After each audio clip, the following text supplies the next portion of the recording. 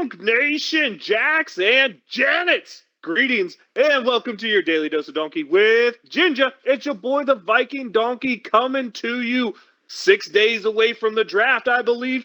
Thursday, people get to see their dreams fulfilled, so we had to have Gingy come to lift up the hopes and dreams of Steeler Nation, of Donk Nation. Gingy, how are you doing? What, Gingy in the house? We're getting psyched. Psyched! This roster's coming together, baby, and there's going to be a big piece of it picked at number 17. I'm getting hyped. Or potentially somewhere else. A lot of rumors of the Steelers trying to move up and trying to move down because, you know, all the draft experts know everything. Hell, the super hair man, Mel Kiper Jr., has us drafting a 5'8" wide receiver at 17, Gingy. Woohoo! Oh, boy. I wouldn't be surprised. If we draft Zay Flowers at 17, I might literally hit myself in the face with my slipper. But hopefully, a trade that happened this week will prevent that from being the case. Maybe a little bit too much money here that we're giving up in the deal with the Rams. But really, can you complain about swapping 7th-round picks in order to get a chance at Allen Robinson and hoping his injury problems are behind him? I mean, seems like fair compensation. Maybe, you know, we could have had them take 12 and we only take $3 million and switch a 6 for a 7th. That would have been really, really cool. But, Gingy, not much to hate about this move. I am pleased with this move. $5 million, you're right. It's not insubstantial. But Donkey, I think the high upside here is really worth the cost of admission. Has been injury prone the last couple years, but still a veteran guy, still in his 20s, at 29, late 20s, being able to really add something to that offense. And I'm really looking to add pieces around a young quarterback like Kenny Pickett. Make him look better, make him feel better. That's what we want. I hear you all the way. Veteran receivers, though, once you hit 29, those guys tend not to get contracts. I'm trying to think. Take, for example, T.Y. Hilton, who didn't sign till halfway through last year. There are names you could get out there, veteran guys, who don't seem to get that second contract. As receivers seem to be not running the way of running backs, Gingy, but running the way of maybe middle linebackers, like speed linebackers type of guys, where you get that second contract, but you never get the third. Yeah, let's hope that's not the case here. I'd like to see some production. Even if he's a number 3 guy, can still produce something average out of the slot. A third option at wide receiver. I think that really adds dynamic to the team. Maybe him as an individual is not any longer a 100 catch, 1,000-yard guy, but if he puts down, I don't know, Donkey, what's a good number? 40 and 500, something like that. We talked about it earlier. My number is 50 for 606 touchdowns is the number of premier production, is what I would call. That's where I think top end production is for him. I still think that was top end for Claypool. So if that's top Claypool had a 900-yard rookie season. Give him a little bit of a break here. That's like different. Ben Roethlisberger, different scenario, different team. Team. A lot of guys tend to look better when Mitch Trubisky isn't throwing them the football. Allen Robinson included, by the way. He was better with Jacksonville and Blake Bortles throwing him the football than Mitch Trubisky throwing him the football. Just going to put that out there for everyone to see. But, Gingy, my hope in this trade is he's a number 5 receiver and he never sees the field. Because if that's the case, that means either we drafted a receiver who stepped up. That either means Calvin Austin III really showed his potential. Or Anthony Miller is the guy who I think everyone keeps sleeping on. I know he had like a shoulder injury or something that kept him out all last year. But he was a productive dude in the slot in Chicago for a couple years. Has been injury prone a little bit too, much like Robinson. But is a lot younger, and the injuries weren't leg injuries, which... those are the type of injuries that scare me with wide receivers, is when they have leg injuries. Don't want that. Yeah, there still needs to be some explosive speed unless you're a premier route runner type guy, which I don't know if Robinson's a pretty good route runner. That pretty much is that's his jam, isn't it? He was always, I don't know if you call him a good route runner. He was a big-bodied wide receiver who made contested catches. Well, we need one of those. Let me tell you that, because we are short on those, I feel. Just big old Gentry and big old Firemuth out there. But not much else news coming out on the Steelers front, Gingy. But I know you wanted to spend a little time talking about how you feel this roster has really come together and how you feel this team might be shifting to an offensive focus. Starting to see that on the, when traditionally being the Steeler fan that I am, my look has always been on the premier defensive side of the ball, right? And there's still some guys over there. Obviously, T.J. Watt, always in the running, top 3 defensive players of the year, regular basis. That's fine. Yep. Patrick Peterson, former All-Pro, coming in. Great, wonderful. Hope he has some Hayden years. That defensive side of the ball worries me more than it has in a long, long era. Donkey. While on the other side, I'm starting to see we have a first-round running back ready to come into his prime, okay? We've got a couple consistent guys at wide receiver. We've got oh my goodness, unforced errors, Deontay Johnson. Oh my, we got one of those, though, with a very high upside. You can say what you want about Deontay. Last year showed a lot to me about him and his character. He didn't let the touchdown thing go out there, overshadow things. And if you watched on the sideline, he was always there to pick up George Pickens. He was always taking a leadership role. I'm not sure it's worth $18 million, but Deontay showed a lot to me with the way he handled struggle. Because anyone looks good when things are going good. How do you look when things are going bad? Who are you when you're backed into that dark corner? Are you Antonio Brown and you throw everybody under the bus? Or are you a guy who just sits back, works, and doesn't let it get to you? And to me, seeing that from Deontay last year was huge and gave me confidence in him. I really think he's going to have a good year this year, Gingy.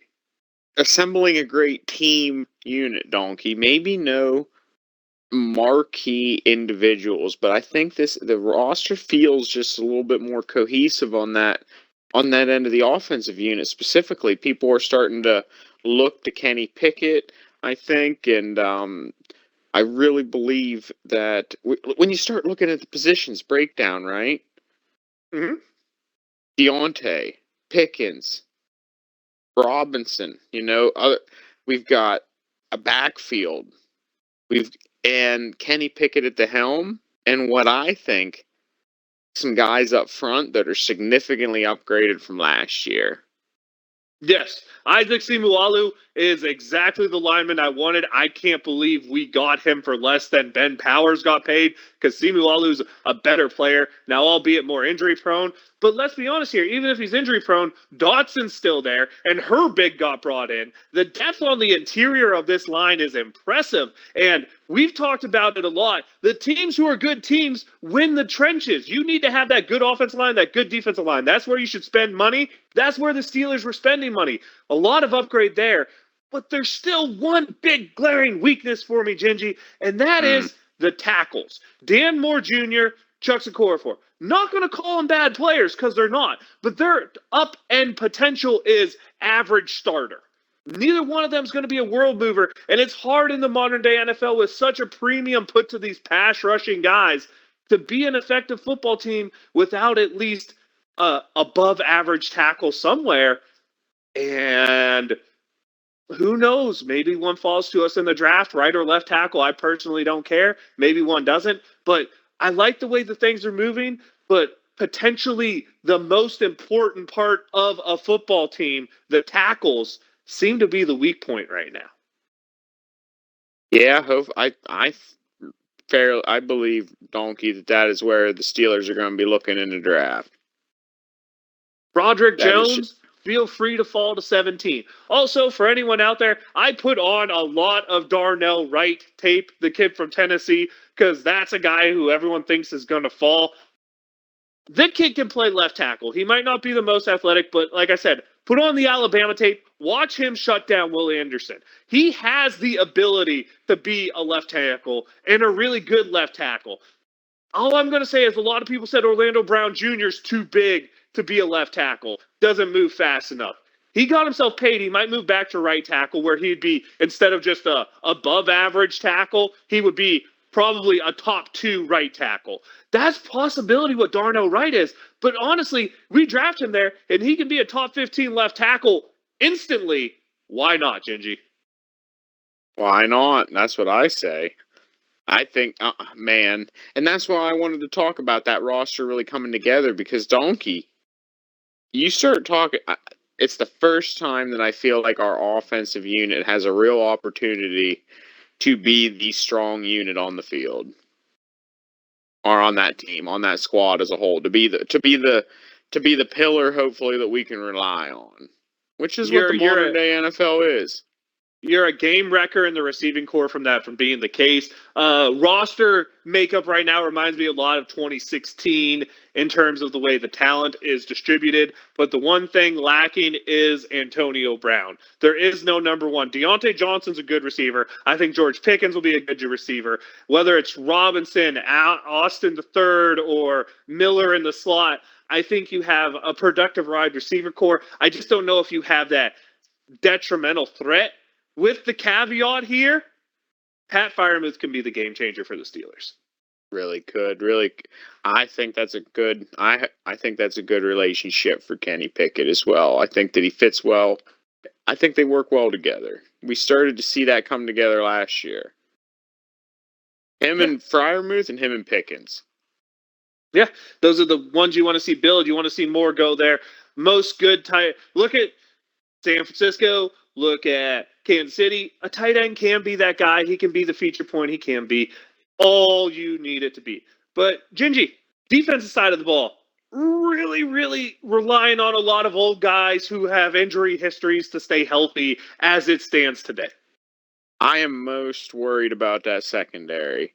There are clear Cam Sutton, Lawson. There are guys who are going to have to step up, and guys that I don't know if we can really rely on, Donkey, to step up.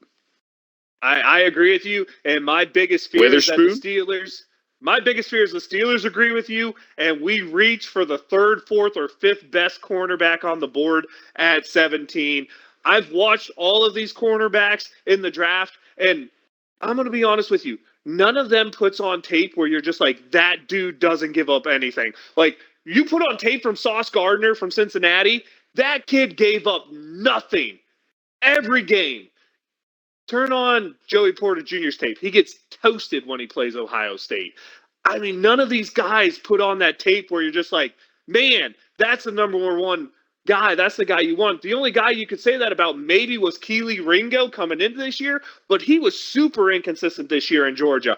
And I'm going to tell you right now, what the Pittsburgh Steelers should do if they want a cornerback is trade back to 24-25 and get Keely Ringo at the end of the first round. Because I still think out of all these corners, he has the biggest potential to be a true lockdown corner. He also has the biggest bust potential. He showed that this year with his game tape there. But if I was going corner, Gingy, Keely Ringo's the guy I would have to take. Here, Donkey. But then again, I'll take your Gingy, word for it. I'm not on the scouting report, Donkey. Where are you getting your tape at? Just go. Just Google it. But not really. I have access to all of PFF's tapes on everything since I do contribute a little bit with one of my buddies. So we have access to all their pay for program stuff. So if you want to pay like $300 a year, you can get PFF. I'm gonna tell you right now, 99% of the shit on there you can find on YouTube. Just putting it out there. No, I was gonna say that's good insight on the draft. I don't like our record at drafting corners in the draft, Donkey.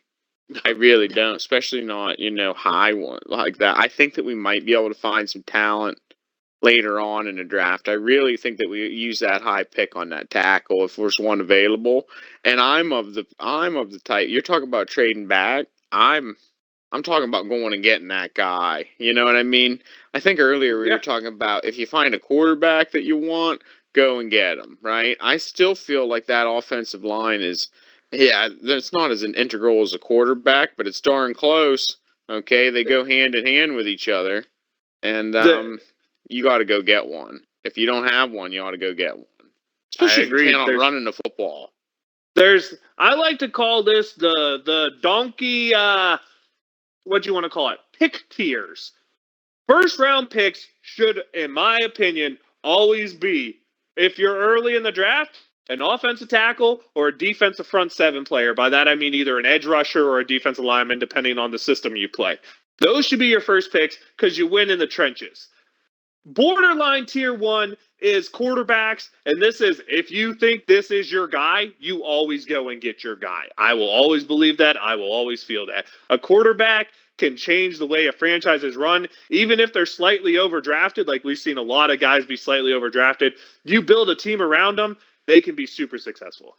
Then you have, your tier two guys, can be the cornerstone guys. If you're drafting 15 to 25, this is who you look for. You look for that franchise tight end. You look for a middle linebacker if there's one who stands out. You look for an offensive guard or a center if there's a huge name there. A guy who you can draft mid-round because they always fall there, but can be a perennial Pro Bowler. And then I have the do not touch because you can find just as much talent later in the draft. And those are wide receivers, running backs, safeties, and cornerbacks. I don't like those four positions being drafted, Gingy, in the first round. I just don't see the value in it because you name me the top safeties. Yeah, there's going to be a first rounder in there, but most of them are going to be fourth or fifth round guys. They're very rare is there that game-changing wrecking guy who comes around. More often you get Terrell Edmonds or Keanu Neal. No, which are serviceable pieces, Donkey. I might mind you. Not worth a first round pick. Yeah, you got to find that perennial Pro Bowler somewhere, Donkey. Whether you find it in the first or whether you find it in the fourth, I don't really care. You just got to find it. There's certain guys I'm scared off by. But the hot rumor that I've been hearing a lot lately is that your Pittsburgh Steelers, in fact, actually want to trade up in the draft, Gingy, but it's not to get an offensive lineman like you want. There's a lot of talk that it's to move up to get Jalen Carter out of Georgia, who we all know was at one point projected to be the number one overall pick. Now he's a young kid, went out, did some dumb things that led to some tragic loss of life. Not really all his fault. He didn't wreck the other car. He was just the car street racing with another car, doing dumb stuff, being a dumb kid.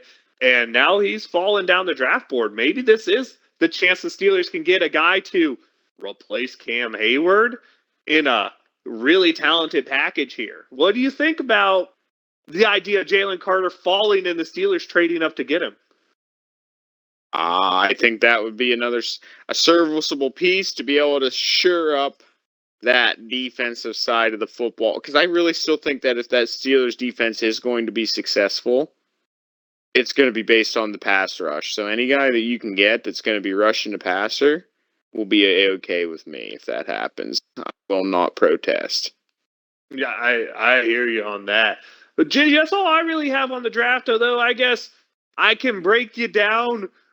I was thinking, I was looking, and I got my new prototypical. This is exactly how the perfect draft would fall for Donkey. You get first round, you get the tight end Meyer out of Notre Dame. You get second round, that first pick there, the offensive tackle out of Oklahoma. I think he can start over at left. Or maybe right from Tennessee, if he falls to that pick, is the guy there.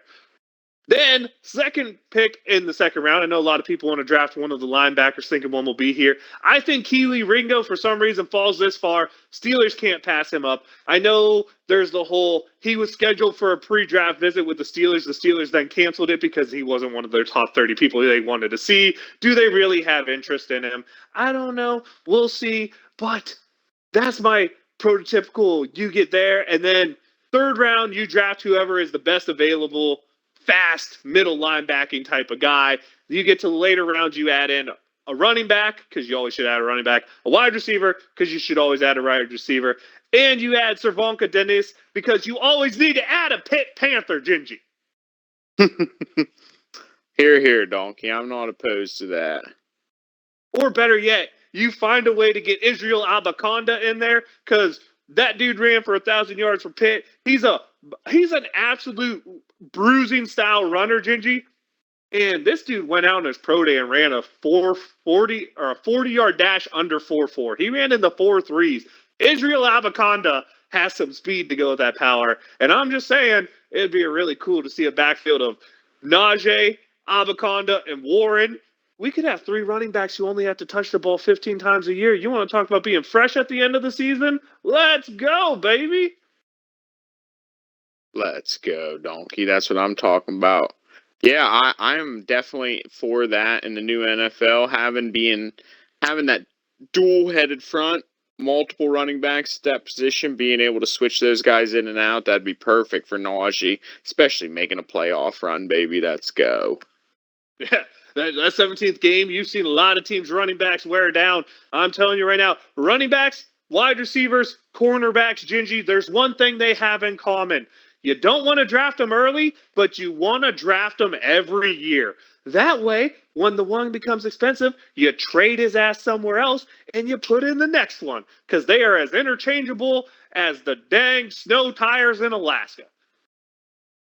That's what you got to do. Sad but true. Business is business, and that's how you keep the organization running without getting rebuild years. That's true. Gingy, that's my hype talk. That's all I have to say about what's going on with the Steelers. A good trade that happened. What's going to go on? The draft where all these young men get to live out their fantasies of making millions of dollars, baby. Money, money, money. That's what it's about at the end of the day. But, Gingy, anything you have going on needing to talk about before we get to a shout-out section? Nah, donkey, I'm good with it. I've made my peace. I will sit with my terrible towel. I will contemplate and pass positive energy on. Next Thursday night, getting hyped, donkey. We're ready to see the future, baby. It is, it is. Gingy, any shout-outs? Oh my goodness, I don't have any this week, donkey. Don't have any. Do you got one? I got a couple. I'm going to start out with I'm sorry, USFL. I know you claim to be real football, but I completely forgot your season started 2 weeks ago. My apologies. Shout out to all the people out there still playing spring football, USFL, XFL. You're seeing some teams really turn it around and do some nice things. You're seeing Ben DiNucci on top of the passing charts in the XFL. Let's go, Pitt. I know he didn't finish his career there because he transferred as a grad transfer. But still, let's go, Pitt. Get it, Ben DiNucci. And I have to give a shout out to all the young men who are prepping to join the NFL to make their millions of dollars. I don't get to say it right away, but whoever the Steelers picks are, welcome aboard. I'm sure we'll be talking about you a lot this off season. Heck yeah. And I guess now would be a good time. Let you know I am the Viking Donkey. That's Viking_Donkey on Twitch and Twitter. Your daily dose of donkey with Ginger is the YouTube channel where you get to catch some fun Steelers talk. Maybe we'll add in some other things. Who knows? Maybe a little baseball talk because the Pirates are doing good and the Rays are doing good. So Laskers would be enjoying the hell out of that. Leave us a like. I'm sure comment, he is follow. wherever he's at. Tell us what you want to hear and I'll send it to Gingy. Woot woot, Mutant Gingy in the house. We talking football. Let's get ready, Donk Nation, for the next era of Steelers football. Let's make it a good one. Get your beverages, get your popcorn, get ready, sit back, and wave them if you got them. Here we go, Steelers.